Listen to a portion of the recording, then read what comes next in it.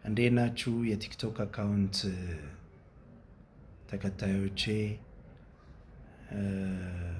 እንዲሁም በዚህ በቲክቶክ አካውንት ላይ የምትሳተፉ ተሳታፊዎች በአጠቃላይ እንደምናችሁ።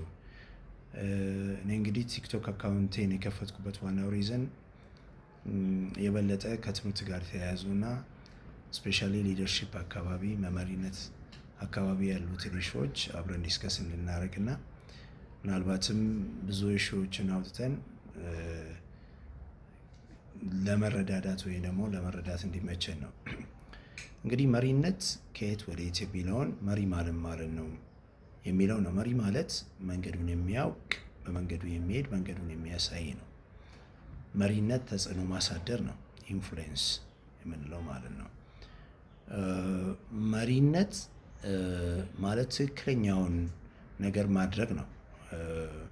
እንግዲህ የተለያዩ ጸሐፊዎች የራሳቸውን የመሪ ሊደርሺፕ የሚለውን ዲፋይን ሲያደርጉ በተለያየ ሁኔታ ነው ዲፋይን ያደረጉት። የሊደርሺፕ ዲፊኒሽን በጣም ብዙ ናቸው።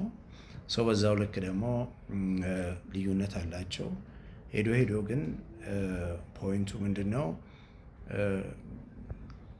ከመሪው በስተጀርባ ያሉትን መሪውን የሚከተሉትን ፎሎወርስ የምንላቸውን በትክክል መምራት፣ እነሱ ሞቲቬት ማድረግ፣ ኢንፍሉዌንስ ማድረግ፣ ኢኒሼት ማድረግ፣ በስራው ላይ በትክክል ካለምንም ፎርስ በራሳቸው ኢንትረስት ተነሳስተው ስራዎችን በትክክል መስራት እንዲችሉ ማድረግ ነው።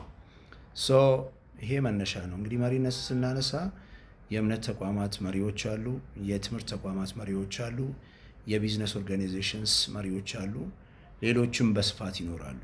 ሶ መሪ ስንል ደግሞ ከትንሽ ተቋም እስከ ትልቅ ተቋም የመሪነት ኃላፊነት ሰፊ ነው ማለት፣ ትንሽ ትልቅ የሚባለው ነገር የለው ማለት። ስለዚህ በመሪነት ዙሪያ በስፋት እንመለከታለን ወደፊት።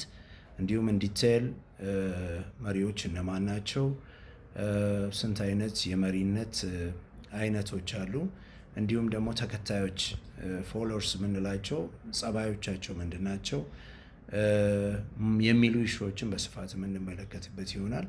እንግዲህ ይሄ ነው መነሻ ሀሳቤ። እጅግ አድርጌ አመሰግናቸዋለሁ። ቴንክ ዩ ሶ ማች።